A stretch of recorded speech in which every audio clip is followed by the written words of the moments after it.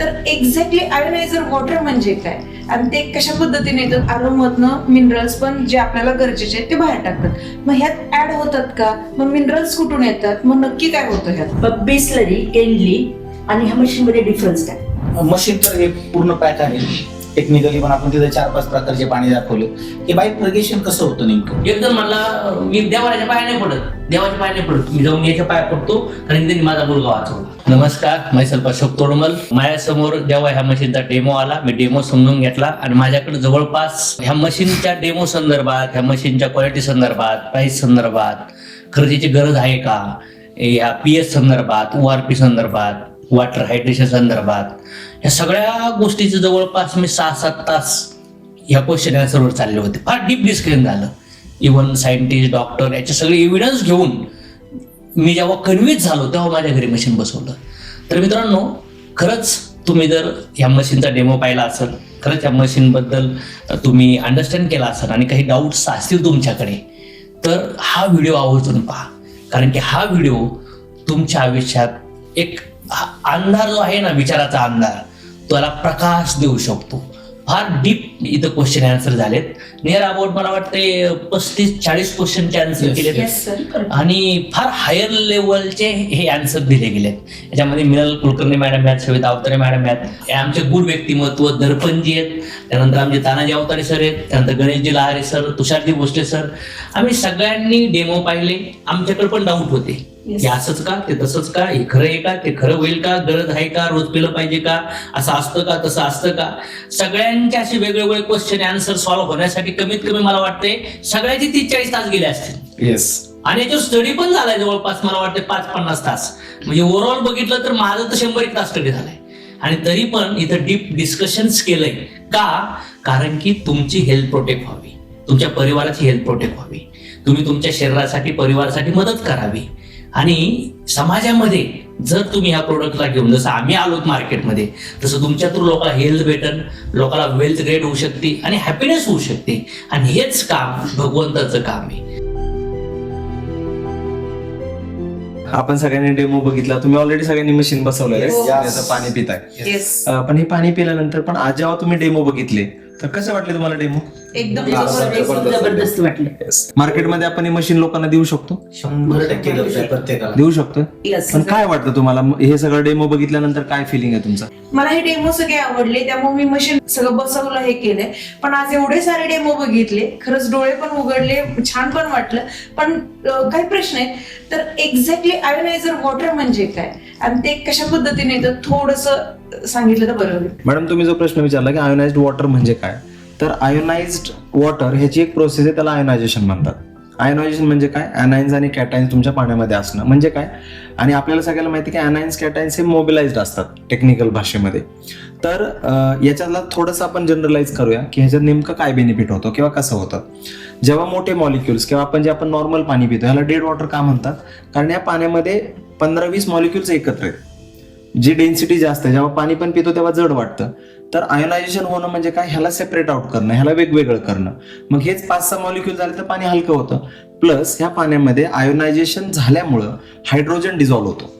जे आपल्याला माहिती आहे हायड्रोजन किंवा आपलं पाण्याचं गुणसूत्र काय, तर H2O. तर याच्यामध्ये H2 वेगळा होतो, O2 वेगळा होतो. आणि याच्यामुळे जे हायड्रोजन डिझॉल्व्ह झालेली कपॅसिटी, याच्यामुळे ह्या पाण्याची ऍब्सॉर्प्शन कपॅसिटी पण वाढते. ज्या पाणी तुम्ही पिल्यामुळे बॉडीमध्ये जे फ्री रॅडिकल्स आहेत गेलेले आहेत, याला काढण्यासाठी हे पाणी त्याला ऍब्सॉर्ब करून घेतं आणि तुमच्या बॉडीतून बाहेर काढतं. म्हणजे बेसिकली बॉडी डिटॉक्सिफाय करण्यासाठी काम करतं. म्हणून म्हणतात हे लाईव्ह वॉटर आहे. अल्कलाईन वॉटर जे आहे ते लाईव्ह आहे. आणि आपल्याला pH मीटरवरती तर क्लिअर आहे की जे पाणी आपण बघितलं आता या मशीन मधून बाहेर पडणार, ते अल्कलाईन पाणी जे आपल्या बॉडीला अल्कलाईन कडे नेण्यासाठी मदत करतं.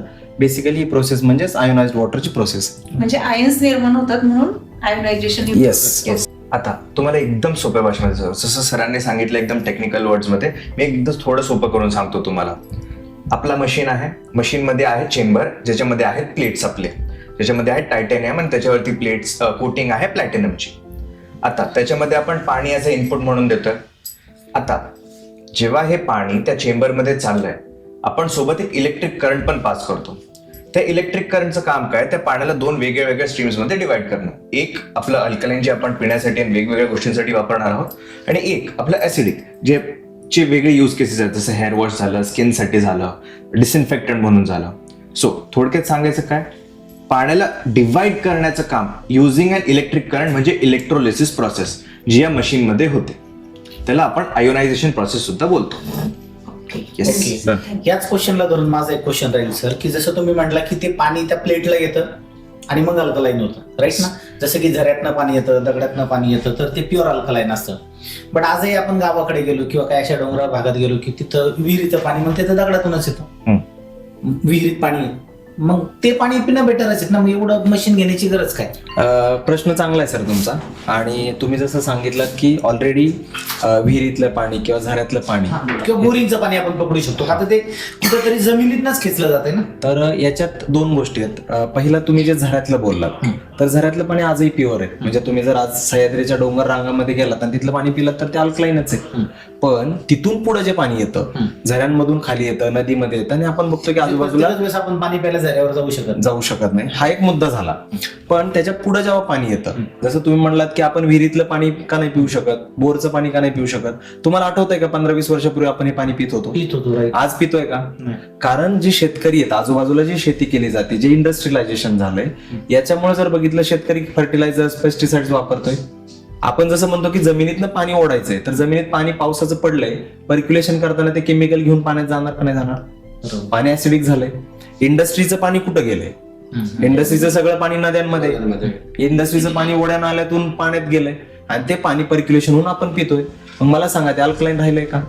आणि झऱ्यांमध्ये जसं समजा आपण म्हणलं सह्याद्रीमध्ये जायचंय, 700-800 किलोमीटरवर राहणारा माणूस जाऊ शकतो का? पहिला नाही जाऊ शकत. आणि डेली आपण 1 किलोमीटर जाऊन पाणी नाही आणू शकत. घरामध्ये ती यूज टू गोष्ट होण्यासाठी मशीन घरातच बसणं गरजेचं आहे, तेव्हाच आपण लाईव्ह पाणी पिऊ शकतो. येस. आणि आपण एवढा अट्टहास करून सुद्धा झऱ्यातनं पाणी आणलं जरी, ते फक्त अल्कलाईन आपल्याला विसरायचं नाही. आपल्या आयोनायझरमध्ये अँटीऑक्सिडंट वॉटर सुद्धा आहे, हायड्रोजन रिच वॉटर सुद्धा आहे, मिनरल रिच वॉटर सुद्धा आहे, सोबतच मायक्रो क्लस्टर प्रॉपर्टी जी सगळ्यात इम्पॉर्टंट आहे आपल्या गट हेल्थला नीट ठेवण्यासाठी, ती सुद्धा आहे. हे सगळ्या ज्या उरलेल्या प्रॉपर्टीज आहेत ते आपल्याला नॉर्मल झऱ्यातल्या पाणी किंवा हिमालयन वॉटरमधून नाही मिळत. म्हणून आपल्याला हे जास्त बेनिफिशियल आहे. कारण दुसरी गोष्ट आपल्या किचनमध्येच आहे, आपल्याला कुठे जायची पण गरज नाहीये. म्हणून हे स्लाइटली बेटर आहे. ORP टेस्ट हे काय असतं? ORP म्हणजे काय? Oxidation reduction potential. आता ORP जे 2 प्रकारचं असतं, एक पॉझिटिव्ह, एक निगेटिव्ह. पॉझिटिव्ह जसं आपण बघतोय हे जे स्लाइटली ऍसिडिक किंवा मग आपलं नॉर्मल वॉटर जे असतं त्याच्यामध्ये पण असतं, कार्बोनेटेड ड्रिंक्समध्ये असतं. जसं जसं कार्बोनेटेड ड्रिंक्सकडे आपण जातो ते वाढत जातं. म्हणून आपण बोलतो सुद्धा की कार्बोनेटेड ड्रिंक्स रोज नाही प्यायला पाहिजे. पण जेव्हा ORP निगेटिव्ह होते, म्हणजे काय, अँटीऑक्सिडंट नेचर होतो, तेव्हा आपल्याला होणारे जे वेगवेगळे क्रोनिक इलनेसेस असतात, लाईफस्टाईल डिसीज आपण बोलतो, ब्लड प्रेशर झालं, डायबिटीज झालं, हे सगळे वाढत चाललेत. आणि ते कंट्रोल करण्यासाठी आपल्याला गरज आहे अँटीऑक्सिडंट्सची. इवन जेव्हा लहान मुलं आजारी पडतात तेव्हा आपण सगळ्यात पहिले त्यांना फ्रुट्स देतो खायला. आपण बोलतो सुद्धा की apple a day keeps a doctor away. ते का? कारण फ्रुट्समध्ये असतात अँटीऑक्सिडंट प्रॉपर्टीज जे आपल्या इम्युन सिस्टमला स्ट्रॉंग करतात आणि आपलं इम्युन सिस्टम असतं रिस्पॉन्सिबल आपल्या बॉडीमध्ये जे पण इन्फेक्शन आहे त्याच्यासोबत फाईट करण्यासाठी. आता आपण 24/7 फ्रुट्स तर खाऊ शकत नाही, कारण त्याच्यामध्ये शुगर्स पण आहेत, प्लस फ्रुट्स डायजेशनमध्ये पण थोडेसे स्लो आहेत. पण संपूर्ण जगामध्ये अशी कोणती गोष्ट आहे जी आपण 24/7 घेऊ शकतो, ते पण विदाउट एनी साईड इफेक्ट्स?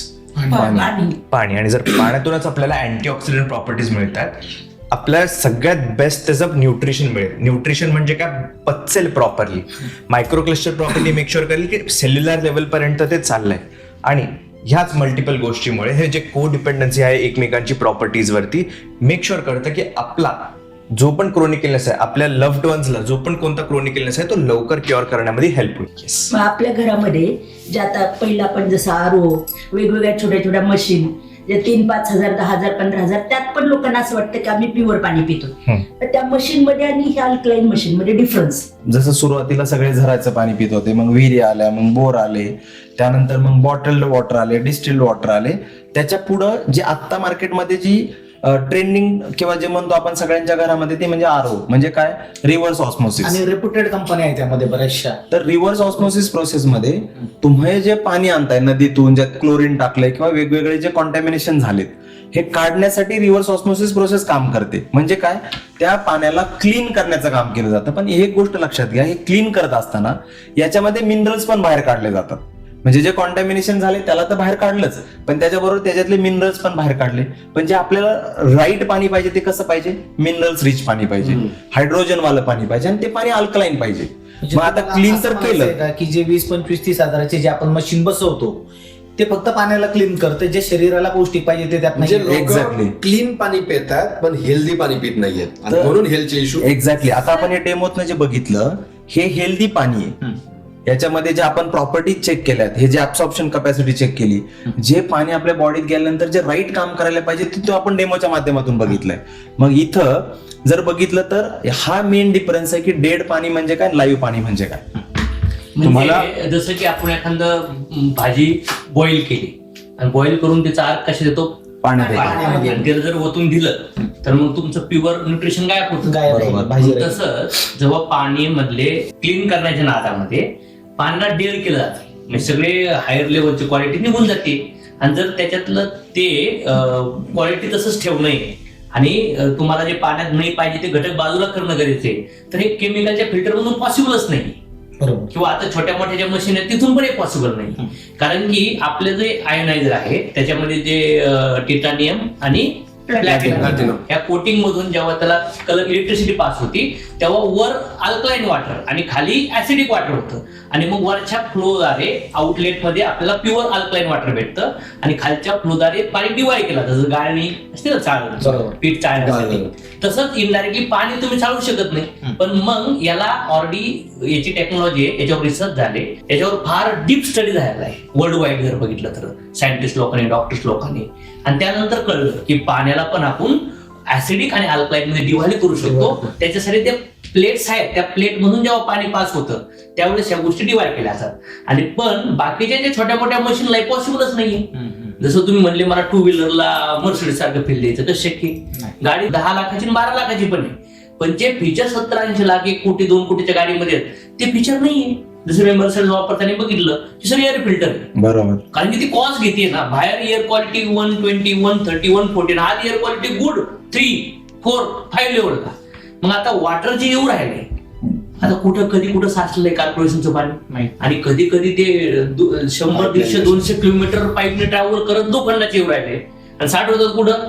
आणि ते पण कधी कधी क्लोरीन जास्त आलं बघा, पाण्याची टेस्ट बदलते, बरोबर. टीडीएस जास्त हाय लेवल. Pipeline पण फुटतात मध्ये मग कधी. पहिला काळ होता पाणी गरम करणं, गाळून घेणं, मग फिल्टर आले. आता जसं तुम्ही बदल येत आहे तसं तुम्हाला बदल करावं लागेल. आणि आजूबाजूला सगळी रेंदारी घाट, शहरातलं बोरिंगचं पाणी पिऊ तरी शकतात का? मला वाटतं 400-500 टीडीएस मीटरला बरोबर. असतं. तर मग मला असं वाटतं की याची गरज आहे आता सध्याला आपल्याला. ऑल्सो टू ऍड मी काही वेळा पहिले एक सर्वे वाचला होता ज्याच्यामध्ये असं होतं, if someone is spending 24 hours in Delhi, म्हणजे जर कोणी दिल्ली सारख्या सिटीमध्ये 24 तास घालवत आहे, it is equivalent to smoking 14 cigarettes. Yes. अरे बाप. आता मला सांगा, 20 वर्षा पहिले आपण डायरेक्ट नळातून पाणी पित होतो, कारण तेव्हा पोल्युशन एवढं नव्हतं, लाईफस्टाईल डिसीज एवढे नव्हते. पण आजच्या डेटमध्ये ते सिच्युएशन एवढी वर्स आहे, आपल्याला फक्त क्लीन वॉटरची गरज नाही, आपल्याला एक हेल्दी सोर्स ऑफ वॉटरची गरज आहे, जी आपल्याला कोणत्याही प्रकारचा आजार होण्याच्या पहिलेच तिथून प्रिव्हेंट करेल. म्हणून आपण इकडे जातो instead of normal RO. Okay. Sir तुम्ही आता म्हटलं की आरो मधनं मिनरल्स पण जे आपल्याला गरजेचे आहेत ते बाहेर टाकतात, मग ह्यात ऍड होतात का? मग मिनरल्स कुठून येतात? मग नक्की काय होतं ह्यात? आता ह्याच्यामध्ये तुमच्या पाण्यामध्ये जे नॅचरली मिनरल्स आहेत ते रिटेन होतात. मिनरल्स 2 प्रकारचे असतात, good minerals and bad minerals. Good minerals म्हणजे काय, sodium, calcium, potassium, magnesium. Bad minerals म्हणजे जे हेवी मेटल्स असतात, ते lead, arsenic, mercury, sulphur. Correct, sulphur. हे आपल्या बॉडीसाठी चांगले नाही आहेत. ह्याच्यामध्ये आहेत इलेक्ट्रोड्स जे सॉर्ट ऑफ एका ब्रेन सारखं फंक्शन करतात, जिथून अल्कलाईन वॉटर आउटलेट मधून तुम्हाला नॅचरली कॉन्सन्ट्रेशन जे आहे ते मेजरली गुड मिनरल्सच मिळणार आहे. ऍड आपण काहीच करत नाही, कारण आपल्या आयनायझर मध्ये आपण कोणत्याही प्रकारचं केमिकल वापरतच नाही. सगळं जे आहे 100% नॅचरल आणि 100% प्युअरच तुम्हाला मिळणार आहे. म्हणजे बॅड मिनरल्स आणि गुड मिनरल्स हे आपल्या त्या प्लॅटिनम ज्या प्लेट्स आहेत त्याच्यात जेव्हा करंट सोडला जातो त्यावेळेस तो डिव्हाइड होतो, म्हणजे Correct. पाणी छानलं जातं. करेक्ट. म्हणजे बेसिकली इलेक्ट्रोलायसिस प्रोसेस हेच करते, जेव्हा तुमचे कॅटायन्स आणि अनायन्स वेगळे केले जातात. म्हणजे ह्या प्रोसेसमध्येच तुम्हाला ऍसिडिक आणि कारण एक अनायन जो आहे तो पॉझिटिव्ह आहे, दुसरा आहे तो निगेटिव्ह आहे. म्हणजे जो ऍसिडिक आहे तो बाजूला जातो, अल्कलाइन आहे तो बाजूला जातो. तो जैसे कि लेफ्ट साइड में आपको दिख रहा है निगेटिव कैथोड, राइट में दिख रहा है पॉजिटिव एनोड. तो बस पानी सेपरेट होता है, पॉजिटिव की तरफ ये एसिडिक वाटर जा रहा है, ऑक्सीडेंट वाटर जा रहा है, और जो निगेटिव है कैथोड की तरफ जा रहा है आपका ऑक्सीडेंट वाटर. तो यहाँ पे प्लेटिनम की वजह से, ये मेटल की वजह से, आयोनाइजेशन की वजह से ये आयन सेपरेट हो जाते हैं. और बीच में है मेम्ब्रेन सेंटर में, ये है हमारा सबसे इंपॉर्टेंट चीज. क्या क्या चीज इसमें इंपॉर्टेंट है? एक तो प्लैटिनम कोटिंग जो कोई नहीं कर पाता है हमारे अलावा हिंदुस्तान में, और बीच में जो है मेम्ब्रेन. तो ये जो मेम्ब्रेन है जो हमने CSIR के साथ मिलके बनाया, ये है मिनरल रिच मेम्ब्रेन. ये मेम्ब्रेन बहुत इंपॉर्टेंट होता है. तो ये मेम्ब्रेन आपका मिनरल सेपरेशन करने में हेल्प करता है. तुम्ही जे म्हटलात की त्याच्यामध्ये जे गुड मिनरल, बॅड मिनरल्स, पण मग मला त्या पाण्याची सवय होणार, जे की मी आतापर्यंत बोरिंगचं किंवा विहिरीचं पाणी पितोय, मला तर मी ओके त्याच्यामध्ये, पण ह्या पाण्याची सवय झाली मला, तर मग आता तुम्ही प्रॉपर कुठले आहात तुम्ही? मी प्रॉपर पुण्याचे आहात तुम्ही. आता तुम्ही दुसरीकडे कुठे आउट ऑफ स्टेटला, मनालीला वगैरे गेलात, तिथे तुमचं जर पाणी चेंज झालं, पाण्याची जर क्वालिटी थोडी पण खराब असेल तर तुम्हाला त्रास व्हायला चालू होतो. बरोबर का? कारण तुमचं इम्युन सिस्टम तेवढं स्ट्रॉंग नाहीये ह्या मोमेंटला की ते पाणी तुमची बॉडी पचवू शकेल. पण जेव्हा तुम्ही आयोनाइज वॉटर रेग्युलर बेसिसवरती कन्झ्युम करताय, अँटीऑक्सिडंट प्रॉपर्टी काय मेक शुअर करते की तुमचं इम्युन सिस्टम जे ते अशा वेमध्ये बुस्टेड राहील की तुमचं 10 दिवसांसाठी 15 दिवसांसाठी पाणी चेंज जरी झालं तुम्हाला काही फरक होणार नाही. आणि जसं तुम्ही बोलताय सवय वगैरे, इन दी एंड हे पाणीच आहे, हे कोणता नशा किंवा असं काही नाहीये की याची आपल्याला तलब किंवा सवय होत राहील. आपण फक्त एक मेक शुअर करतोय की आपण आणि आपल्या लव्हड वन्ससाठी एक बेटर आणि एक हेल्दी सोर्स ऑफ वॉटर ठेवतोय.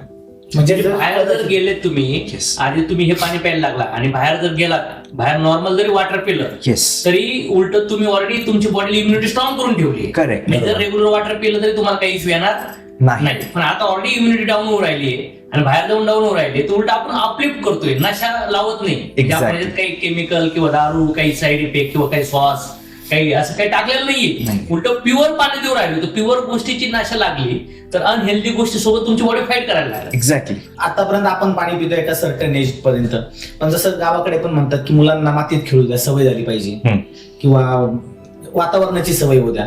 पण हे पाणी जर आपण मुलांना दिलं, लहान मुलांना, तर त्यांना ते आता आपल्या एजनुसार आपल्याला सूट करेल. 8 दिवस 10 दिवस लहान मुलांना सूट करेल का?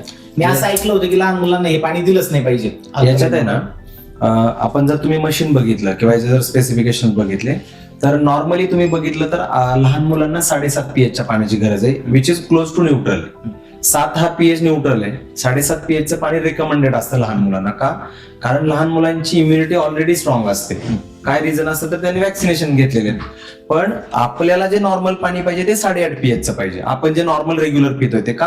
कारण आपल्याला इम्युनिटी बुस्टरची गरज आहे, आपल्याला अँटीऑक्सिडंटची गरज आहे. पण लहान मुलांमध्ये ते एका लेवल पर्यंत असतात, म्हणून त्यांना 7.5 pH चं पाणी रिकमेंडेड आहे. याच्यात जसं आपण बघितलं की मेडिसिनल पाणी वेगळं आहे, जे आजारी माणूस आहे त्यासाठी पाणी वेगळं आहे, रेअर ड्रिंकिंग वॉटर वेगळं आहे, प्लस आपण रेग्युलर पिणं वेगळं आणि मुलांसाठी वेगळं. सो वेगळ्या वेगळ्या गोष्टींसाठी वेगळं पाणी. मुलांना आपण म्हणतो की पहिलं मातीत ठेवून द्या, त्यांची इम्युनिटी बूस्ट होऊन द्या. पण आता आपली मुलं काय खाऊ राहिले? मॅगी खाऊ राहिले, वेफर खाऊ राहिले, त्यानंतर डोसा खाऊ राहिले, त्यानंतर कुरकुरे असतील, पिझ्झा असेल, बर्गर असेल, मोमोज खाऊ राहिले, म्युनिस सॉस आले, वेगवेगळ्या गोष्टी आल्या. आता सध्याला बघितलं तुम्ही की मुलाचे केस पांढरे लवकर व्हायला लागले, चष्मे लागायला लागले, दात खराब व्हायला लागले. पहिल्या काळात कुठं होताच. आता सध्याला पोरांना बघितलं ना तर 16-17 मध्ये त्यांचं कोलेस्ट्रॉल लेवल 60 वयामध्ये गेले. बरोबर. म्हणजे बापाचे रिपोर्ट्स आणि पोराचं 20 वर्षाचे रिपोर्ट पोरावर टेकून जाऊ राहिले. एवढे रिपोर्ट त्याच्या घाण होऊ राहिले. म्हणजे पहिल्या काळात गोड खाणं फार होतं. पण आता कुठं बघा, साखर, चहात साखर, ज्यूस मध्ये साखर, कॅडबरी साखर, चॉकलेट साखर, आईस्क्रीम मध्ये साखर, दनादन सरास साखर वाढलंय, मीठ वाढलंय, तेल वाढलंय. आणि मग या सगळ्या गोष्टीला सगळ्यात जास्त क्लीन काय करतं? वॉटर करतं. आणि मग वॉटरच जर डेड जाऊ राहिले, वॉटरच जर घाण जाऊ राहिले. आता आपण हे सगळ्या डेमोचे बघितले, ऑइलचा डेमो, राईसचा डेमो, हळदीचा, जिऱ्याचा डेमो, ग्रीनचे डेमो. हे जे डेमो बघितले इनडायरेक्टली बॉडी आतमध्ये जे घाण साठली आहे सगळी, हे पाणी मला वाटतं सगळं घाण साफ करून नवीन जे सेल्स टिश्यू पेशी तयार होतील त्यांना हेल्दी बनवायचं काम करू राहिले. राईट. येस. सर मला एक प्रश्न आहे की आपण इथे सांगितले स्किनचे डिसीज आणि हेअरचे डिसीज क्युअर होतात, तर मी बघितलंय की फार जवळचे किंवा इव्हन मला पण स्किनच्या डिसीजकडे गेलं म्हणजे डॉक्टरकडे गेलं तर मिनिमम ते 6 महिन्याची ट्रीटमेंट घ्यायला लागत आणि हे पाणी असं आहे की इतक्या फास्ट मध्ये रिझल्ट देतं, मग ते कसं? मग हा तो पण तसं पण होईल ना. मग डॉक्टर मग का रिकमेंड करत नाही? डॉक्टर क्रीमा वगैरेच रिकमेंड करतात, मग ते पाणी का रिकमेंड? पाणी आणि एवढं फास्ट का रिझल्ट आहे मग ऍज कम्पेअर एक डॉक्टर ते का सांगतो की सांगत नाही 6 बरं की महिने alkaline मिनिमम water प्यायला कोर्स करा सांगतात? स्किनचा किंवा हेअरचा एक ड्युरेशन आहे त्याला 6 महिने 1 वर्ष. मग इथं तुम्ही म्हणता की एवढ्या लवकर क्युअर होणार, मी बसवलंय पण हे कसं शक्य नाही, आहे? लवकर क्युअर नाही होऊ राहिलो म्हणून आपण. सर 6 महिन्याचं मिनिमम ड्युरेशन आहे स्किनचे स्पेशल. डॉक्टर लोक कारण की ते ऑलरेडी ते टिश्यू ते सेल्स ते डेड सेल क्लिअर होऊन त्यात केमिकल थ्रू सॉरी त्या ट्रीटमेंट थ्रू त्या न्यूट्रिशन देतात नाही डायरेक्टली, म्हणून तो त्या बॉडी पर्यंत इम्पॅक्ट होण्यासाठी त्याची ट्रीटमेंट तेवढी गरजेची आहे. अँटीबायोटिक लाईक नाही सर, वरवरचं केलं जातं. 7 लेअर जे आहेत त्यात ते होतच नाही ते. साधं सोपं उत्तर आहे. डॉक्टर्स तुम्हाला क्रीम्स देतात, हम्म. करेक्ट? क्रीम्स तुम्ही स्किन वरती अप्लाय करता, सिरम तुम्ही स्किन वरती अप्लाय करता. ऍब्झॉर्प्शन होण्यासाठी त्याला 6 महिने तर लागतील. पाणी तुम्ही इंटरनली घेता, सेलवर. बरोबर. सेल्युलर लेवल पर्यंत तुमचं पाणी चाललंय. जेव्हा तुम्हाला थोडासा एक यंगर लुक हवा असतो किंवा जेव्हा पाणी तुम्ही पिऊन हे यंगर लुक मिळतो तुम्हाला, राईट, हे इंटरनली घेताय. म्हणून आता जेव्हा आपण औषधं घेतो, साधा ताप सर्दी खोकला आला, राईट, 5 दिवस आपण औषधं घेतलं तरी आपण बरे होतो, बरोबर. फ्रुट्स जेव्हा आपण खातो तेव्हा फ्रुट्स मधून आपल्याला बरे व्हायला वेळ लागू शकतो, 1 आठवडाभर जाऊ शकतो. पण अँटीऑक्सिडंट प्रॉपर्टी आपली मेकश्युअर काय करते, फटाफट काम करते ती. का? कारण सेल्युलर लेवल पर्यंत ते चाललंय. तसंच वरतून आपण अप्लाय करतोय म्हणून त्याला वेळ चाललाय. प्लस काही काही डॉक्टर्स जे असतात त्यांचं स्वतःचं मेडिकल असतं हॉस्पिटलच्या बाहेर, म्हणून एक तो बिझनेस पॉईंट ऑफ व्ह्यू पण होऊन जातो तिकडे.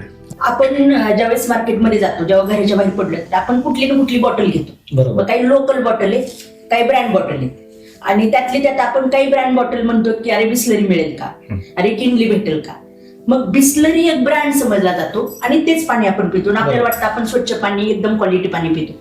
मग बिस्लरी, केनली आणि ह्या मशीन मध्ये डिफरन्स काय? हेच आहे ना की जर बघितलं तर हे पाणी क्लीन आहे, स्वच्छ आहे, पण ते डेड आहे. कारण की ऑलरेडी बॉटल 20 रुपयाला विकली जाते. त्याची जर पॅकिंग बघितली, त्याचं ट्रान्सपोर्टेशन बघितलं, त्या स्टोअरचं शॉपचं किंमत बघितली तर ते पाणी मला वाटते 50-60 रुपये, 50-60 पैसे, 1-2 रुपये पण लागत नसेल मॅन्युफॅक्चरिंग. ती प्रोसेस मध्ये अटकले, ती फक्त तहान भागवली त्यांनी. ते हेल्दी वॉटर थोडी देऊ राहते. तुम्हाला घरी नाहीये, तुम्ही कॅरी नाही करू शकत हांडा डबा ट्रीप तुमची काय असेल ते, तर चालता बोलता पाणी पाहिजे म्हणून त्यांनी ते पॅकेज वॉटर केली. म्हणजे तुमच्या घरी तुम्हाला जे ग्लास मध्ये घरी कोणतरी पाणी देत होतं त्याचं सोल्युशन रिप्लेसमेंट केली. ते हेल्दी वॉटर नाहीये. ते जे बॉटल आपण पिऊ राहिलो ब्रँड, ते हेल्दी वॉटर नाही, ते क्लीन वॉटर देऊ राहिले. आणि तुमच्या घरी जे तुम्हाला पाणी इमिजिएट भेटत होतं ते तुम्हाला ट्रॅव्हलिंग मध्ये द्यायला लागले. ते ज्याला ब्रँड समजत होतो ते सुद्धा पाणी घातक आहे. सर माझा आणखी एक क्वेश्चन आहे. मशीन छान आहेत, नो इश्यू, डाऊट नाही त्याच्याबद्दल, पण त्याला स्टोरेज टँक का नाही येत? कारण की दुसरा क्वेश्चन माझा त्यालाच रिलेटेड असा आहे की जर इन केस माझ्याकडे लाईटच गेली कधी, तर मी बाहेर मार्केटमधले 20-25 हजाराचे मशीन घेतले तर त्याला ऍटलीस्ट 4-5 लिटरचा स्टोरेज टँक असतो. पण माझ्याकडे लाईट गेली तर मग मी पाणी कसं कन्झ्युम करणार? हे पाणी स्वयंपाकात मी वापरणार कसं? आता जसं तुम्ही बघितलं आयोनायझर मध्ये सुद्धा की वेगवेगळे पीएच लेवल्स आहेत. आता वेगवेगळ्या पीएच लेवलचा जर आपल्याला स्टोअर करायचं असेल तर वेगवेगळे स्टोरेज टँक द्यावे लागतील, जे की एका होम प्रोडक्ट साठी फिजिबल नाही आहे आपल्याला. आता लाईट जाऊ शकते, आपले बरेच कारण आहेत. कधी कोणाकडे पाण्याचे स्पेसिफिक टायमिंग असतात पाण्याची. तुम्ही काय करू शकता, पाण्याला स्टोअर करून ठेवा 24 ते 36 आवर्स पर्यंत. कुठलंही पाणी असेल, बोरिंगचं असेल किंवा कॉर्पोरेशनचं असेल. नाही, आयोनाइजचं जे वॉटर आहे ह्या मशीन मधून काढलेलं जे पाणी आहे हे तुम्ही 24 ते 36 तासापर्यंत स्टोअर करून ठेवा. ह्याची प्रॉपर्टीज इंटॅक्ट राहतात. म्हणजे तुम्ही काचेच्या याच्यामध्ये किंवा स्टीलच्या बॉटलमध्ये ठेवू शकता. एक्झॅक्टली. मातीच्या याच्यामध्ये पण ठेवू शकतो. येस, आपलं जे मातीचा घडा असतो, माठ असतो, हंडा, माठ वगैरे आपण याच्यात तांब्याचं स्टोअर करून बंडल. ठेवू शकतो. बिलकुल त्याच्यामध्ये स्टोअर करून ठेवा. फक्त काळजी काय घ्यायची, आपल्याला प्लास्टिक वापरायचं नाही. ओके. प्लास्टिकचे बॉटल्स नाही, टपरवेअरचे बॉटल्स नाही, ग्लास बॉटल ठेवा. काय रिझन न वापरण्याचं? अगेन मायक्रो प्लास्टिक्स येतात, प्लस बॉटल्स जे असतात ते ट्रान्सपरंट असतात, सो त्यामुळे काय होतं आणि ऑक्सिडाइज व्हायला चालू होईल. म्हणजे सूर्यप्रकाश जर पाण्याला लागला, एक्झॅक्ट. मग मार्केट मधले जे बॉटल ड्रिंकिंग तर गाड्या उन्हातच वाहतात, उन्हातच ठेवल्या असतात, त्या पाण्याचे तर कार्यक्रम होत बरोबर. असतात. इनफॅक्ट आता जो प्रश्न होता की 20 रुपयाची बिस्लरी, मग ते तर डेंजरच आहे. मग ते पाणी नाही, तुमच्या घरात मध्ये तुम्हाला आज तहान लागली, ती तहान भागवण्यासाठी भागवण्याचं कार्यक्रम एकदम. होतो, बाकी काही नाही त्याच्यात. बरोबर. कारण की त्यात हेल्थ नाहीये आणि हेच अवेअरनेस लोकांना नाहीये. हेच अवेअरनेस आता लोकांना देणं गरजेचं आहे. 20 रुपयाची बिस्लरी किंवा ॲक्वाफिना किंवा किनली पेनं पण स्टँडर्ड समजतात की मी बिस्लरीचं पाणी पितो, पण ऍक्च्युअल ते डेड वॉटर आहे. कारण की आता लोकांच्या घरी काय आहे ना, विहिरीचं पाणी असेल राईट. तर त्याचा TDS किती आहे, बोरिंगचं पाणी असेल त्याचा TDS किती आहे, कॉर्पोरेशनचं पाणी रेग्युलर येणार त्याचा TDS किती आहे, कधी कधी कॉर्पोरेशन मध्ये टँकरचं मिक्स करतात ते मिळून असे 4-5 प्रकारचे वॉटर होतात. बरोबर. तर आपलं मशीन काय करतं, चेक केलं जातं त्याचं पाणी कुठल्या लेवलचं आहे. मग जर वाटलं कॉर्पोरेशनचं पाणी तर त्याला फिल्टर बसून डायरेक्ट मशीनला पाणी दिलं जातं. ओके. आणि जर बोरिंगचं पाणी असेल, TDS जास्त असेल तर त्याला RO चा छोटासा प्लांट करून त्याला पाणी दिलं जातं. आणि त्यानंतर जर वाटलं की पाणी सकाळ संध्याकाळी येतं तर ते पाणी पहिलं RO दिलं जातं. ROतून ते पाणी आयोनाच्या हायड्रोलिक टाकीमध्ये स्टोअर केलं जाईल आणि त्यानंतर आपलं मशीन ते जेव्हा तुम्हाला पाहिजे तेव्हा प्युअर पाणी भेटणार. ओके. आणि त्याच्यामध्ये मग तुम्ही फ्रेश पाणी सकाळ संध्याकाळ जेव्हा पॉसिबल आहे तेव्हा पिऊ शकतात. नाही तर घरात काचाच्या बॉटल भरून ठेवली, पाहिजे तिथं तुम्ही घरात 2-3 ठिकाणी ठेवलं, पाहिजे तेव्हा तुम्ही वॉटर घेऊ शकता. म्हणजे काचेची बॉटल पण आपण वापरू शकतो. कॅरी पण करू शकतो आपण आपल्या गाडीत, आपल्या घरात ठेवू पण मग सर काचेची बॉटल म्हणली की सूर्यप्रकाश लागणारच तिला. तर त्याला आपल्याला फक्त काळजी ट्रान्सपरंट नकोय. तर आता जसं सूर्यप्रकाश म्हणजे घरात काचेची बॉटल वापरू शकतो ना आपण. घरात वापरू शकतो जिथं डायरेक्ट सनलाईट आहे. म्हणजे डायरेक्ट सनलाईटला आपण अवॉइड करणं गरजेचं आहे. लाईट आपल्या लाईट नॉर्मल चालतात, Okay. सनलाईट नकोय. सनलाईटला अवॉइड करण्यासाठी नॉर्मली आता काचेच्या बॉटल पण अशा मिळतात ज्याला कव्हर असतं. करेक्ट. तर त्या कव्हरवाल्या बॉटल तुम्ही वापरू शकता. व्हेरी पण मग सनलाईट आणि काचची त्या पाण्याचं काय एक्झॅक्ट? बेसिकली कसं असतं, सनलाईट जेव्हा पडतो तर सनलाईट तुम्हाला म्हणजे जसं स्टिम्युलेटर म्हणून किंवा सूर्यप्रकाश फिरायला पाहिजे तेवढंच पाणी पण गरजेचं आहे, पण मग पाणी आणि सूर्यप्रकाश मिक्स का नको? तर बेसिकली कसं असतं, जेव्हा सूर्यप्रकाश पाण्यावरती पडतो तर स्टिम्युलायझर म्हणून काम करतं सूर्यप्रकाश. किंवा त्याला जसं म्हणतो की वेगवेगळ्या रिॲक्शन चालू होतात. विघटन. आपण पाणी घेतलं, एका सर्टन केमिकल फेज मध्ये येते पाणी. म्हणजे कुठलाही पाणी, जसं आपण H2 आणि O2 वेगळा केला, हेच सूर्यप्रकाश भेटला तर त्या पाण्याचं परत आयदर ते किंवा ते मॉलिक्युल्स एकत्र येऊ शकतात आणि एकत्र येऊन परत जड वॉटर तयार होऊ शकतं. तर याच्यामुळं आपण सनलाईट पासून त्याला अवॉइड केलं पाहिजे, जेणेकरून ते पाणी ज्या स्टॅबिलाइज कंडिशनला आपण भरलंय तर त्या स्टॅबिलाइज कंडिशनला ते राहिलं बाकीच्या पाहिजे. मशिनरी ज्या स्टोरेज टँक देतात तर त्यामध्ये ही प्रोसेस नाहीये. हे नाहीच आहे ना, कारण ते लाईव्ह वॉटर Live आहे, water. ऑलरेडी डेड वॉटर आहे. तर त्याला तुम्ही असं करा, सनलाईट मध्ये ठेवा, कुठं पण ठेवा, त्याला काहीच फरक नाही पडणार. पण आपण जे पाणी केलं हे जसं म्हणतो ना प्राइस वालं पाणी आहे, तर त्याला तसंच स्टोअर करण्याची गरज आहे आपल्याला. नेक्स्ट प्रश्न आहे की ह्या मशीनद्वारे जे पाणी भेटते ते किती pH पर्यंत भेटते आणि ते pH रिकमेंडेड आहे का WHO? आता ह्या पर्टिक्युलर आयनायझर मध्ये आपल्याला 11 pH पर्यंत मिळतं. As per WHO, world health organization, BIS, that is bureau of Indian standards, यांच्या रेकमेंडेशन्स नुसार आपण जर कम्प्लिटली फिट अँड फाईन आहोत तर आपण 8.5 पर्यंत पाणी जे आहे अल्कलाईन पिऊ शकतो. जर आपल्याला कोणता क्रोनिक इलनेस असेल तर त्या केसमध्ये आपण एक लेवल हायर म्हणजे 9.5 pH पर्यंत जाऊ शकतो. कुठल्या कुठल्या आजारावर हे पाणी आपल्याला सपोर्ट करतं, म्हणजे जे आता क्रोनिक आजार आहेत जनरली रेग्युलरली, अशा कुठल्या कुठल्या आजाराच्या व्यक्तींनी त्याला प्रिव्हेंट करण्यासाठी किंवा त्याला क्युअर करण्यासाठी सपोर्टिव्ह म्हणून हे वॉटर घेतलं पाहिजे? तुम्ही कोणताही आजार घेतला, लाईफस्टाईल डिसीज जसं ब्लड प्रेशर, डायबिटीज किंवा मग क्रोनिक बाकीचे इलनेसेस जसं arthritis, thyroid, fatty liver, even cancer, हे जेवढे पण इलनेसेस, कोणताही असा इलनेस जिथे मेडिकेशन इन्व्हॉल्ड आहे, जिथे आपलं कोणताही आजार म्हटलं की इम्युन सिस्टम ही येणारच, आणि जिथे इम्युन सिस्टम आलं तिथे तुम्ही हे पाणी घेऊ शकता. या मशीनचं काय लाईफ स्पॅन किती वर्षापर्यंत? ह्या आयोनायझरचा लाईफ स्पॅन आहे 25 ते 30 वर्ष. ओके. अगेन आपण बऱ्याच वेळेस असं होतं की आपली जी गाडी असते ती प्रॉपरली जर मेंटेन करून ठेवली तर ती 50-50, 60-60 वर्ष पण जाते. ओके. आपण जर आपल्या आयोनायझरची काळजी पद्धतशीर जर घेतोय, प्रॉपरली मेंटेनन्स करतोय त्याचा, तर मग त्या केसमध्ये आपलं 50 वर्ष पण जायला काहीच हरकत नाही. याच्यात कुठले फिल्टर असतात का काही केमिकलचे वगैरे? बिलकुल नाही. आणि तोच आपल्या आयोनायझरला बाकीचे जेवढे पण आयोनायझर आहेत त्याच्यापासून वेगळं बनवतो. इंटरनॅशनल जपानीज कंपनी त्यांचं फिल्टर असतं म्हणतात, त्याच्यात Yes. केमिकल असतं 2.5चं pH पाणी देण्यासाठी. बरोबर. तसं आपल्या आयोनायझर मध्ये काहीच नाही. आपला सिम्पल आणि एकदम क्लिअर इंटेन्शन आहे की लोकांची हेल्थ सगळ्यात जास्त इम्पॉर्टंट आहे आपल्यासाठी आणि ती आपल्याला सुधारायची आहे. आणि आपण जर केमिकल टाकूनच लोकांची हेल्थ सुधारायला चाललोय तर मग आपण सुधारत नाही, आपण अजून खराब करतोय. मग याच्यामध्ये सर्व्हिसचा खर्च झिरो असेल, म्हणजे आपली जी सर्व्हिस आहे ज्याला आपल्याला मेंटेनन्स करायचं आहे त्यासाठी कॉस्टच नाही लागत. मी असं ऐकलंय की छोटं एक लिक्विड असतं त्याने ते वॉश केलं जातं फक्त. बेसिकली जर तुम्ही जसं आता बोलला की मेंटेनन्सचा खर्च, तर मुळात जे आपण मगाशी बोललो किंवा मशीनचे स्पेसिफिकेशन बघताना आपण बोललो की ह्याची जी पेटंट टेक्नॉलॉजी ज्याच्यात रिव्हर्स क्लिनिंग होतं, ह्यामुळे तुमचं मशीन ऑलरेडी दररोज क्लीन होतंय. ओके. तर हा एक प्लस पॉइंट आहे, ते सगळं क्लिनिंगच करतंय. आणि दुसरं, याच्यामध्ये बाकीचे कुठलेच ऍडिटिव्ह नाहीयेत, कुठलंच केमिकल नाहीये, कुठलाच टँक नाहीये. तर याला जे क्लिनिंग करायचंय, जर एखाद्या व्यक्तीने ठरवलं की मला स्वतःलाच घरी क्लिनिंग करायचं तरी सुद्धा पॉसिबल आहे. काय करावं लागतं त्याला आणि किती वर्षातून किंवा महिन्यातून करावं लागतं? आता जसं सरांनी सुद्धा सांगितलं, after every use reverse cleaning होते. म्हणजे काय की आतमधले जे पूर्ण पाणी पाणी घेतलं तरी पाणी सगळं बाहेर जातं. पण जसं कपडे सुकून जात ठेवतो मशीन. एक्झॅक्टली, म्हणून आपल्या आयोनायझरची लाईफ तर वाढणारच आहे. पण म्हणजे चहाची गाळण्यानंतर ते त्याने लगेच धुवून ठेवते प्रत्येक वेळेस. करेक्ट. पण आपण जेव्हा गाणी अशी उलटी करतो तेव्हा तरी थोडेसे जे अणू आहेत ते राहतात त्यावरती. तसंच प्लेट्स वरती सुद्धा एक सॉल्टची लेअर जी आहे ती हळूहळू विथ टाइम जमा होते. आपल्याला वर्षातून एकदा हे जे प्लेट्स आहेत ते क्लीन करावे लागतात. तिथे येते आपली अॅन्युअल मेंटेनन्स कॉस्ट. ओके. त्याच्यामध्ये जेव्हा आपण एकदा वर्षातून एकदा प्लेट्स प्रॉपरली जेव्हा क्लीन करतोय तेव्हा प्लेट्स तुमचे परत नव्यासारखे होतात आणि तुम्ही परत पूर्ण वर्ष वापरा आणायचं काहीच प्रॉब्लेम. त्याला किती खर्च येतो? Normal खर्च sir. नाहीये त्याला. ते म्हणले की एक लिक्विड असतं ते तुम्हाला ते टाकून फक्त प्लेट त्याच राहतात, प्लेट त्याच राहतात, फक्त क्लीन केल्या जातात. तरी सर म्हणलं कॉस्टिंग काय असणार? त्याची कॉस्टिंग तर आम्ही सांगितली. म्हणजे 500-600 रुपये कॉस्ट येते त्याला. आणि एका सर्टन टाइम नंतर माणूस जर त्यांनी बघितली एखाद्या माणसाने, आपण त्याच प्रोसेस कडे जातो की तो घरी पण क्लीन करू शकतो. म्हणजे फक्त एखादा टेक्निशियन आला तर त्याच्या व्हिजिटिंग चार्ज आणि थोडंसं ते केमिकल टाकून जो क्लिनिंग तेवढाच खर्च. 500-600 रुपये Yes, देतात. तेवढाच खर्च. आणि ते जर आपणच शिकलो तर तोही नाहीये.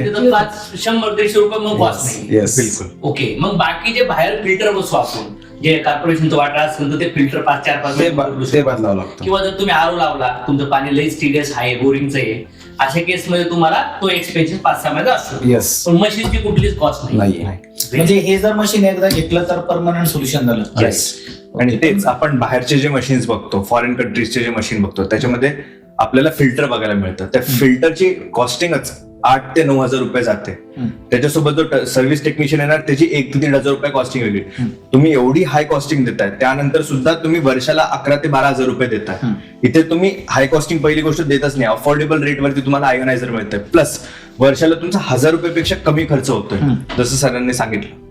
पण शेवटी इलेक्ट्रिक आयटम आहेत, जसं तुम्ही प्लेटचं सांगितलं, असं मोटर पाणी ओढते. असं जर काही टेक्निकली जर काही त्याच्यामध्ये एरर आला, पुढं लाईट व्होल्टेज कधी कमी जास्त होतं, कधी मोटरचा प्रॉब्लेम आला किंवा अजून कुठला काही, तर त्याच्यासाठी काय खर्च असतो? तर त्याच्यावरती आपण इनिशियली जर बघितलं तर 5 वर्षाची आपल्याकडे वॉरंटी आहे मशीनला. तर त्या 5 वर्षाच्या कालावधीमध्ये काय झालं तर कंपनी त्याला रिस्पॉन्सिबिलिटी की ते आफ्टर सेल्स मध्ये तुम्हाला सगळं क्युअर करून दिलं जनरल जातं. विषय. जनरल म्हणजे तो विषय. काय मशीन हेच नाही, लाईट कमी असता आली. आणि दुसरी गोष्ट, लाईट नसेल तर ही मशीन कशी चालणार? तर ऑलरेडी पाणी स्टोअर करून ठेवा जर तुमचं नाही. बरोबर. आणि आता सहसा कुठं पण सगळीकडे लोक आहे. जर बघितलं तर मला वाटतं इन्व्हर्टर वगैरे बसून घेतात. हो. त्यानंतर नेक्स्ट प्रश्न येतो की हे जे पाणी सगळे वायागटासाठी ओके आहे, म्हणजे गरजेचंच आहे. हो. त्यानंतर बोरिंगचं पाणी असून द्या, विहिरीचं असून द्या, कॉर्पोरेशन तुम्ही सगळीकडे बसू शकता. येस. तर मग मार्केटमध्ये पण भरपूर मशीन आहेत, म्हणजे जपानीज टेक्नॉलॉजी आली आहे, पण त्यांना कॉपी करणारे पण भरपूर ब्रँड आले. तर मग मार्केटमध्ये पण काय लोकल प्रोडक्ट आहेत मार्केटमध्ये, तुमचंच मशीन आम्ही का घ्यावं? हो. म्हणजे ह्या मशीनची एवढी कॉस्ट का द्यावी? 2-2.5 लाख रुपये कॉस्ट आम्ही का द्यावी? काय कारण आहे आता? तर याच्यात जर तुम्ही बघितलं, जसं आता आपण बोललो की इंटरनॅशनल लेवलला काही कंपनीज आहेत आणि प्लस लोकल लेवलला पण काही कंपनीज आहेत. तर आपल्याला या मशीनचं स्ट्रक्चर अंडरस्टँड करण्याची गरज आहे. याच्यात काय आहे तर जसं म्हणलं की टिटॅनियमची प्लेट आहे, त्याच्यावरती प्लॅटिनमचं कोटिंग आहे. म्हणजे तुमच्या मशीनचा मेन पार्ट काय आहे तर ती प्लेटच आहे, राईट. बाकीचं बॉडी स्ट्रक्चर हे सगळं आपण बनवू शकतो. आता ह्या ज्या लोकल मशीन्स आहेत, ह्या प्लेट कुठं बनवतात, काय करतात हे बघणं गरजेचं आहे. आपलं जे मशीन आहे याच्या ज्या प्लेट्स बनतात ते IICT, जे सेंट्रल गव्हर्नमेंटची इन्स्टिट्यूट आहे, त्यांच्याबरोबर बनवतो आपण. म्हणजे ऑलरेडी ह्याच्यात सेंट्रल गव्हर्नमेंट इन्व्हॉल्ड आहे, त्यांच्या बरोबर बनवतोय, त्याच्यामुळे ह्याच्या क्वालिटीमध्ये कॉम्प्रोमाइज होणार नाही, कारण ती एक रिसर्च इन्स्टिट्यूट आहे. त्यांच्याबरोबर आपण ह्या प्लेट्स बनवतो. म्हणजे मशीनचा जो मेन आत्मा आहे किंवा मशीनचा ज्याला आपण म्हणू की मेन सोल आहे, ते प्लॅटिनम प्लेटची क्वालिटीवरती डिपेंड आहे तुमची मशीन किती क्वालिटीची, किंवा जे तुम्हाला आउटपुट पाणी मिळणार आहे ते किती क्वालिटीचं आहे. आणि मला असं वाटतं की जर सेंट्रल गव्हर्नमेंट इन्व्हॉल्ड आहे, एक रिसर्च इन्स्टिट्यूट इन्व्हॉल्ड आहे, त्यांच्याबरोबर जर आपण मिळून प्लेट्स बनवत असेल तर गॅरंटेड या जे काही पाणी आपण मिळतोय किंवा जे पाणी आपल्याला मिळतंय ते क्वालिटीचं मिळतंय. याच्यामध्ये क्लिनिकल ट्रायल्स पण आहेत आपल्याकडे, ज्या व्हॅल्यूज आपल्याला मिळतात. जसं मगाशी आपण ORPचा उल्लेख केला, आज आपल्याकडे ज्या मशीनचे ORPची व्हॅल्यू आहे ते ऑलमोस्ट 700 ते 800 आपल्याला निगेटिव्ह व्हॅल्यू मिळते. जी नॉर्मली बाकीच्या जर आपण मशीनचं चेक केलं तर कोणाला 200, 250, 300 मिळते. म्हणजे आपल्याकडे आता इंडियात मला असं वाटतं की सगळ्यात हायएस्ट व्हॅल्यू आपल्याकडे आहे ORP व्हॅल्यू. त्यानंतर जे हायड्रोजन रिच आपण म्हणतो पाणी, त्या हायड्रोजनच्या व्हॅल्यू जर आपण बघितलं तर ऑलमोस्ट 1700 पेक्षा जास्त व्हॅल्यू आपल्याला मिळते. सो एकतर जी बिल्डअप क्वालिटी ती स्ट्रॉंग आहे, चांगल्या इन्स्टिट्यूट बरोबर आपण काम करतोय, प्लस याच्यामध्ये जे मिळणारे टेक्निकल स्पेसिफिकेशन्स आहेत हे पण आज मार्केटमध्ये आपण कम्पेअर केलं तर सगळ्यांपेक्षा आपण टॉपला आहेत. तुम्ही आणखीन एक प्लस पॉईंट सांगितला की मार्केटमध्ये जो ब्रँड आहे त्याची 3 वर्ष वॉरंटी आहे आणि आपल्या जी 5 वर्ष. हा पण तरी पण मशीन तर हे पूर्ण पॅक आहे. टेक्निकली पण आपण तिथे 4-5 प्रकारचे पाणी दाखवले की बायफर्गेशन कसं होतं नेमकं पाण्याचं. आता बेसिकली ही कसं असतं, हे सगळं जे आहे तुमचा करंट पास जो होतो ज्याला आपण इलेक्ट्रोलायसिस प्रोसेस म्हणतो टेक्निकली, तर या प्रोसेसमध्ये जो करंट आणि व्होल्टेज याचं कमी जास्त होणं, त्या फ्लो मध्ये तुमचं पाणी पास होणार आहे. आणि ज्या फ्लो मध्ये तुमचं पाणी पास होतं त्याच फ्लो मध्ये तुमचं अल्कलाइन आणि ऍसिडिक पाणी वेगवेगळं होतं. जर तुम्ही 7.5 pH चं पाणी घेताय तर तुम्हाला 6.5 pH चं आउटपुट किंवा वेस्टेज पाणी तुमचं जाणार आहे, कारण अल्टिमेटली टोटल 14च आहे.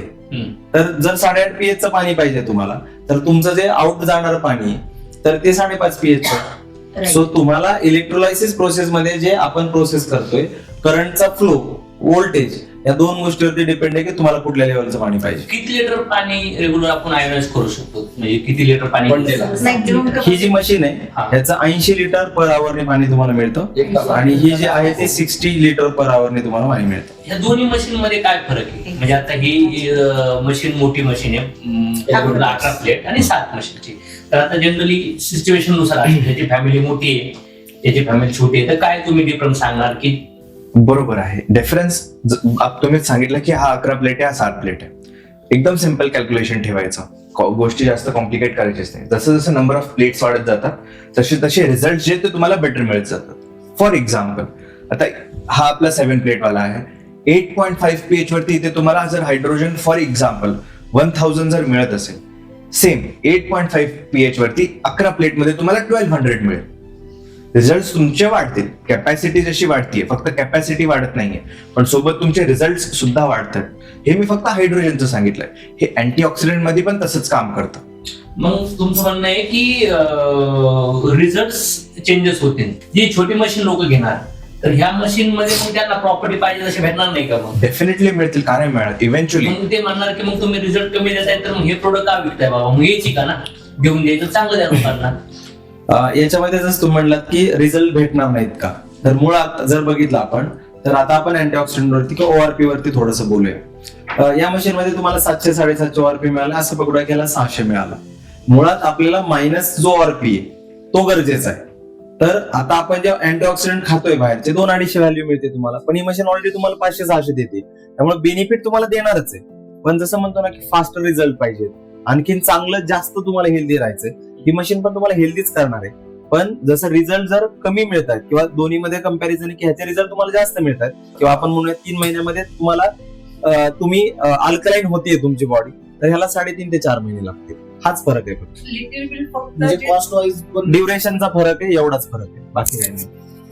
माझा एक प्रश्न होता की आता पण हे पाणी पितो तर लाईट वॉटर वाटतं, हलकं वाटतं पिताना. म्हणजे 1 लिटर पिलं तरी असं वाटतं एकच ग्लास पिलाय. म्हणजे आपण जास्त पाणी जरी पिलं तरी मला पहिले टेन्शन येत होतं की मी बाबा 2 ग्लास पिले, 3 ग्लास पिले, तर मग आता रात्रीच मला खूप वेळा वॉशरूमला जावं लागेल. तसं नाही होत, असं का?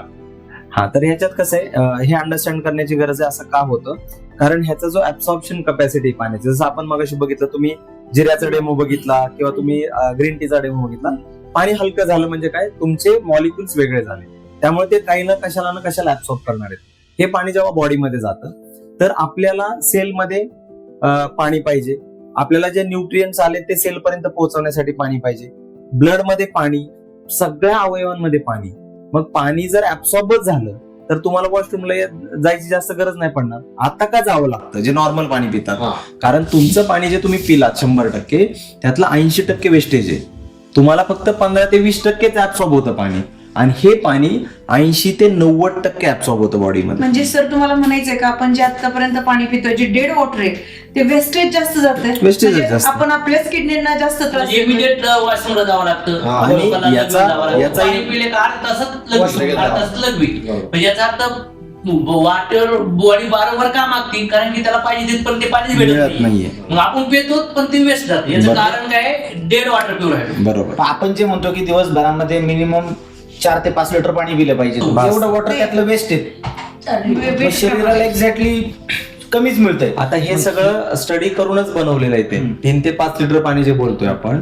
पण आपल्या बॉडीमध्ये जर आता आपण हे पाणी 3 ते 5 लिटर पिलं तर जे ऍब्सॉर्प्शन आहे, जे आतापर्यंत आपल्या बॉडीमध्ये जे फ्री रॅडिकल्स तयार झाले, जे टॉक्सिन्स आहेत, याला बाहेर काढण्यासाठी आता जर तुम्ही हे 3 लिटर 4 लिटर पाणी पिलात आता रेग्युलरली, तरी सुद्धा तुम्हाला असं जाणवेल की तुम्हाला तेवढं वॉशरूमला जायला लागत नाही. या पाण्याचं लिमिट किती असेल, किती तुम्ही 3 ते 4 लिटर नॉर्मली पाणी जेवढी पिऊ बॉडी शकता. पाहिजे तेवढंच घेणार. Yes.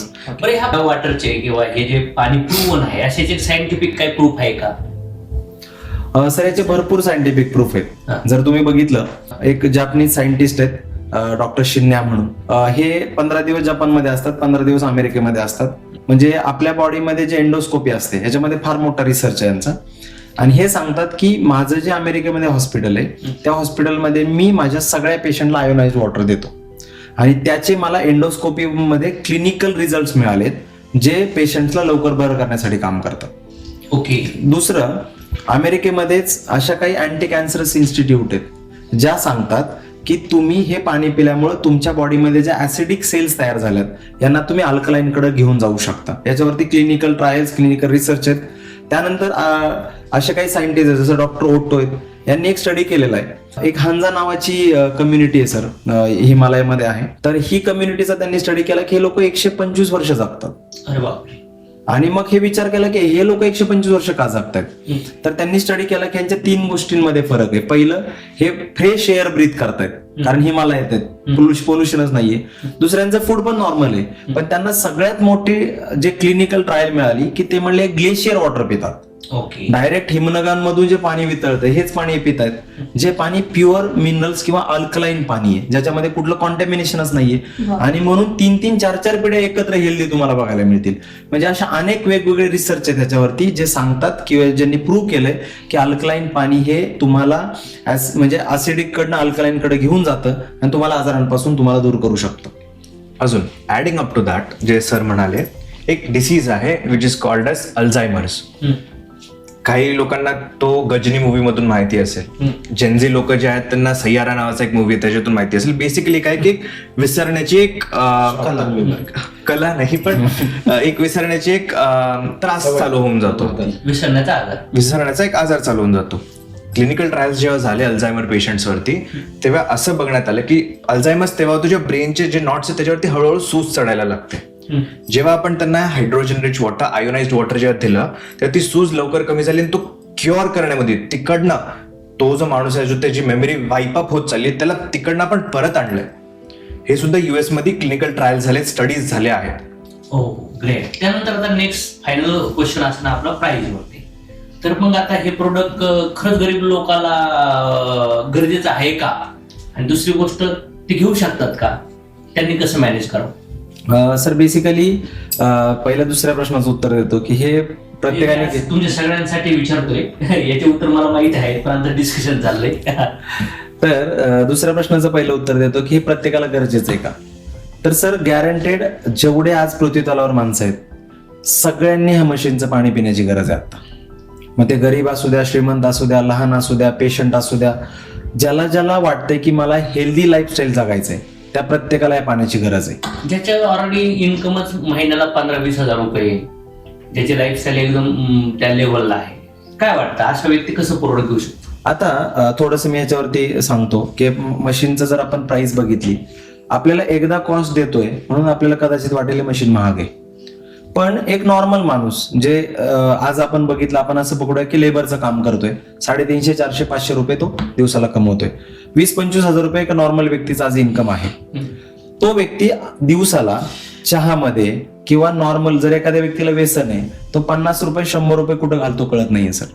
पण हे पाणी किंवा हे मशीन एखाद्या व्यक्तीनं घरामध्ये लावलं आणि त्याच्या घरामध्ये 4च लोक आहेत त्या 4 लोकांचा जर आपण विचार केला आणि ते जर पुढच्या फक्त 25 वर्ष जगले असं पकडूया आपण, तर एका माणसाचा दिवसाचा पाण्याचा खर्च फक्त ₹7.81 सर.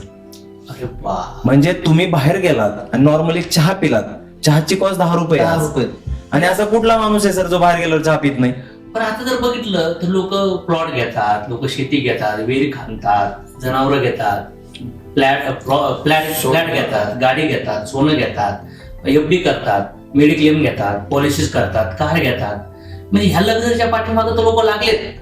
पण खरंच टॉप लेवलचे जे लोक आहेत, जे ज्याला हेल्थ ही खरी लक्झरी आहे, मला असं वाटतं हे लोअर मिडल क्लास मध्ये माहिती नाहीये. म्हणजे ज्यांना 5,000 पगार आहे, 15,000 पगार आहे, 50,000, लाख, 2 लाख, 3 लाख, 5 लाख पगार आहे, यांना पण असं वाटतंय की बाकीची मटेरियल लाईफच ही लक्झरी आहे. पण खरंच ज्यांनी वेल्थ मिळवली त्यांना कळलं हेल्थ इज हायर लेवलची लक्झरी. मला तरी वाटतं. बरोबर सर. आणि मला पण तेव्हा पण कळलं, जसं आपल्याला पण कळलं. शेवटी पैसे कुणाला नको आहे, म्हणजे पैसे वाटतच ना. पण फक्त अज्ञान असल्यामुळं, जसं ज्ञान आल्यानंतर माणसं त्या वस्तू ब्लिंकट वापरायला लागले, झोमॅटो वापरायला लागले, अमेझॉन वापरायला लागले. एक काळ मला वाटतं 6-7 वर्षापूर्वी लोक म्हणत होते कोण ऑनलाईन ऑर्डर घेणार, कसं येतंय, काय येतंय. आज जर बघितलं तर मला वाटतं 100 मधले 30-40 लोक आहेत अमेझॉन ऑर्डर टाकायला लागले. म्हणजे दुनिया बदलत चालली. काही लोक इमिजिएट बिलीव्ह करतात, काही लोक थोड्या वेळाने बिलीव्ह करतात, काही लोक जास्त सगळ्यांनी सुरू केल्यानंतर बिलीव्ह करतात. पण मला असं वाटतंय की महत्वाचं हे आहे की खरंच आपल्याला ह्या पृथ्वीतलावर हजारो वर्ष तर नाही राहायचं, पण ऍटलीस्ट जी लाईफ आहे ती चांगली असावी आणि ती ब्युटिफुल असावी, एनर्जेटिक असावी आणि पुढे जगलो पाहिजेत. आणि ऍटलीस्ट 5-10-15 वर्ष जरी ऍड झालीच तुमच्या लाईफमध्ये, आणि ते पण म्हातारपणातले ऍड झाले आणि तुम्ही जर तरुण असतात. मी एक जणांना बघितलं सर, ते म्हणले माझी आईला कुठलाच आजार नाही, आईचं वर्ष जवळपास 92 आहे. आणि म्हणले मागच्या जवळपास 17 वर्षापासून आम्ही हे वॉटर पितो आहे. त्याच्या आधी रॉयलला हॉस्पिटल मधले प्रॉब्लेम आले, पण आता मागच्या 17 वर्षापासून आईला कुठलंच टॅबलेट नाहीये आणि त्याचं सगळं क्रेडिट जातं आयोनाइज्ड वॉटरला. बरोबर. आईला मी शॉक झालो. त्यानंतर मी बघितलं कोणी वडिलाचं उदाहरण देऊ राहिले गिफ्ट म्हणून, कोणी बायकोचं उदाहरण 20 लाख खर्च केल्यानंतर म्हणतो की बायको म्हणजे आता येणी वाचवली, याला मी धन्यवाद करतो. बरोबर. एकदम म्हणला मी देवाच्या पाया नाही पडत, मी जाऊन याच्या पाया पडतो, कारण त्यांनी माझा मुलगा वाचवला. 7-8 लाख खर्च केले होते आणि त्याच्यानंतर हे मशीन आल्यानंतर आमच्या घरचे प्रॉब्लेमच सॉर्ट आउट झाले. कोणी आईबाबाचे उदाहरण देऊ राहिलाय, कोणी नवऱ्याचे उदाहरण देऊ राहिलाय, कोणी वकील बोलतोय, कोणी पोलीस बोलतोय, कोणी IPS बोलतोय, कोणी खेळाडू म्हणतो मी पाणी पितोय, खेळाडू म्हणतो मी बाहेर निघलो तरी हेच मशीन सोबत घेऊन जातो. शुभम गिल, बरेच सारे बॉलिवूड ऍक्टर सुद्धा आज हेच पाणी कंझ्युम करतात. जेवढे पण लोक सेलिब्रिटी आहेत, जेवढे पॉलिटिकल लोक आहेत, जेवढे मोठे मोठे बिझनेसमॅन आहेत, सायंटिस्ट, डॉक्टर, हेल्थ कॉन्शियस लोक आहेत, आणि ज्यांच्यापर्यंत इन्फॉर्मेशन गेली ते लोक याला रिजेक्टच नाही करू शकत. Right sir. आणि आता ते मजबुरी म्हणून नाही, त्यांनी मशीन मजबुरी म्हणून नाही घेतलं, त्यांनी लक्झरी म्हणून घेतलं. पण मला वाटतंय आता ज्यांच्याकडे आजार आहेत, ज्यांच्याकडे लई प्रॉब्लेम आहेत, जे लोअर मिडल क्लास मध्ये गरिबीमध्ये आहेत, त्यांची लक्झरी नाही सर, त्यांची मजबुरी म्हणून मशीन घ्यावं. Yes sir. आणि जर ही लक्झरी नाही मजबुरी म्हणून जर मशीन घेतलं तर येणाऱ्या काळात मला वाटतं सगळ्या कुटुंबासाठी लक्झरी असेल. येस. कारण की आज जर बघितलं ना सर, आई वडिलांची मेडिक्लेम जर एखाद्याचं मेडिक्लेम 45-50 वर्ष जर आई वडिलांचं वय असेल ना, तर मेडिक्लेमची चांगली पॉलिसी घ्यायला वर्षाला 70,000, 80,000, 1 लाख रुपयाला. बरोबर सर. आणि नॉर्मल माणसं जे तरुण मुलं आहेत त्यांचं मेडिक्लेम पॉलिसी जर घ्यायची असेल ना 25-30 वयात, तर 40-50 हजार रुपये वर्षाला कॉस्ट आहे. मला सांगा 10 वर्षात किती गेले हो? आई वडिलांचे 10 लाख आणि यांचे 5 लाख, 15 लाख ते मेडिक्लेमला गेले. बरोबर. आणि क्लेम काय छोटा येणार आहे का? लंगचे वेगळे, लिव्हरचे वेगळे, आज घरात वेगळेच वेगळे इश्यू आहेत.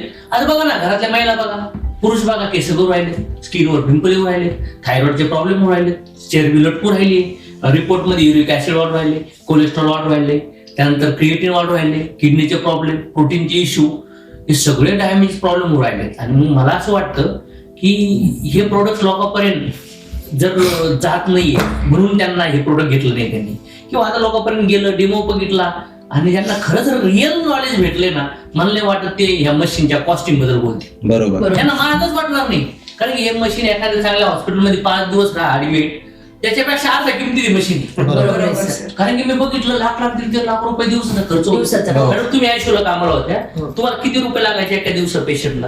काही पेशंटला 25,000, काही पेशंटला 50,000 ट्रीटमेंट नुसार असतं, आणि काही पेशंटला 1,00,000 सव्वा लाख वन डे खर्च. डेली एक दिवसाचा खर्च. एक बँगलोरमध्ये एक सगळ्यात मोठी हॉस्पिटल चेन आहे जी ऑल ओव्हर इंडिया सुद्धा आहे. त्याचा आयसीयूचा एक दिवसाचा खर्च 12 लाख रुपये आहे. अरे वा. सर आणि सर- माझ्या वडिलांना 9 दिवसाचा खर्च 13 लाख रुपये केलाय आणि वडील राहिले नाहीत. आता माझे रिलेटिव्ह एक रुबी हॉस्पिटलला होते, त्यांना ब्रेन हॅमरेज झालं. वय वर्ष मला वाटतं 60-65 असं 67 पर्यंत आणलं. म्हणले नगरला सांगितलं 5-6 लाख लागतील, तेवढा ते घाण झालेला त्या ब्लड मध्ये जो फुटलाय. त्यानंतर त्याचं ते एक काय म्हणतात त्याचं ते रिपोर्ट केला आणि सगळं ऑपरेशन करून फार बिल 17-18 लाखावर पार इकडून तिकडून तेव्हा ते थांबलं. नाही ते बिल 20-22 लाखापर्यंत गेलं असतं तरी पण पेशंट नाही, तरी पण म्हणतात काहीच नाही होऊ शकत.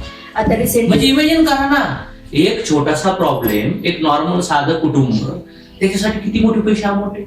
अरे पूर्ण रिव्हर्स गेलं, पूर्ण 20-25 वर्षात ते कुटुंब.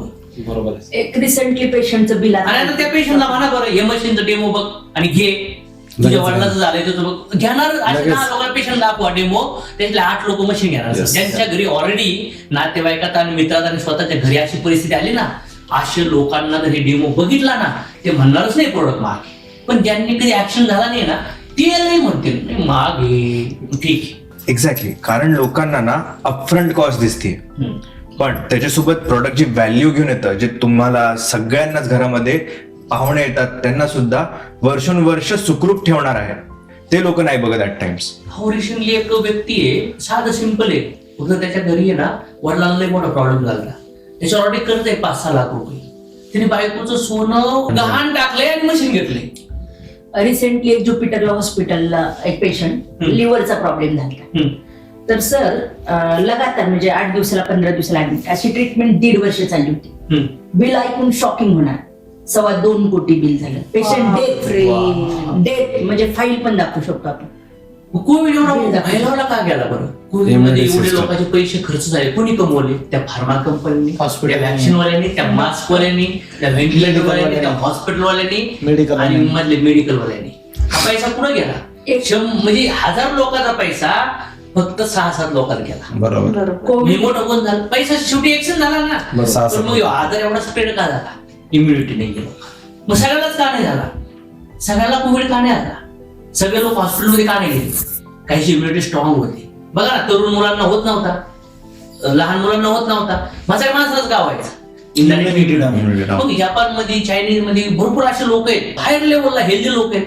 फॉरेन वेस्टर्न कल्चर मध्ये पण तुम्ही बघितलं ना, काही असे लोक आहेत की फुल हेल्थची काळजी घेतात. म्हणजे 70, 72, 75 मध्ये, 80 मध्ये सुद्धा ते फिट अँड फाईट आहेत.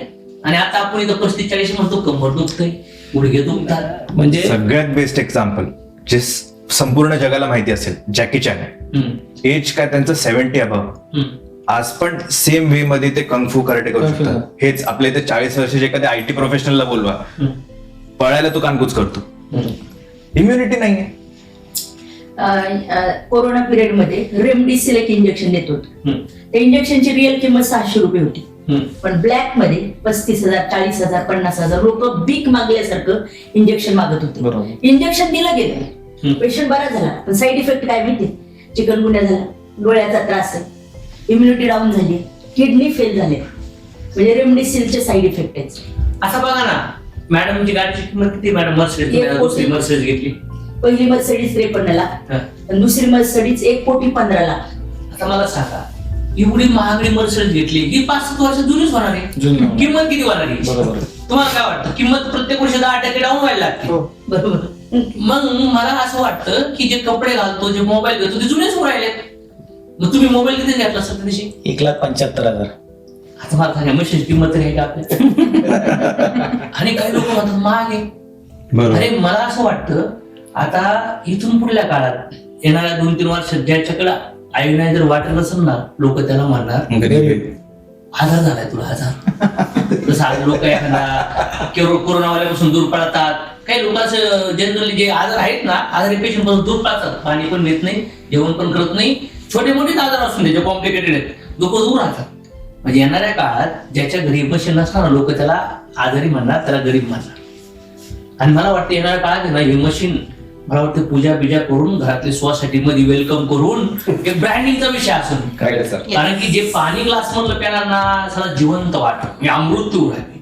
म्हणजे मी असं ऐकलं होतं की 1 किलो ऍपल आणि 1 ग्लास पाणी का 32 ते 34 ऍपल, 38 कॅरेट, 1 किलो ब्लूबेरी, गाजर त्या वहीतलं 1 लिटर वाटत. नाही हे सगळं ग्लास, एका ग्लास पाण्यामध्ये एवढ्या अँटीऑक्सिडंट प्रॉपर्टी, ज्याच्यात 32 ते 34 ऍपल खाल्ले, 38 गाजर खाल्ले, 1 किलो ब्लूबेरी खाल्ली, 5 किलो ब्रोकोली खाल्ली, एवढं सगळं आणि जवळजवळ 4 ते 5 किंवा 4 ते 8 कप तुम्ही दररोज ग्रीन टी पिला, ते सगळं एका बाजूला आणि 1 ग्लास पाणी एका बाजूला. आणि सर म्हणजे आपण ड्रायफ्रूट खातो, व्हेजिटेबल खातो, स्प्राऊट खातो, सगळं खातो हेल्थ कॉन्शियस लोक, पण पाणी मिळालं पिऊ राहिलेत म्हणूनच गडबड वाटते मला. सर एक गोष्ट शॉकिंग आहे, आपण लहान होतो ना तेव्हा 2,500 ते 3,000 रुपये तोळा सोनं होतं, तेव्हा पण सोन्याच्या दुकानात गर्दी नव्हती.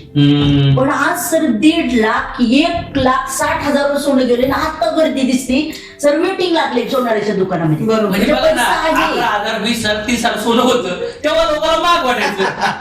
आता लोक सोनं स्वस्त वाटू राहिले. म्हणजे इमॅजिन करा, लोक जिवंत आहेत तोपर्यंत ना ते उपभोग घेत नाहीयेत. काही लोकांनी साठू राहिले, साठू नंतर खचखच खसकत सगळं महाग.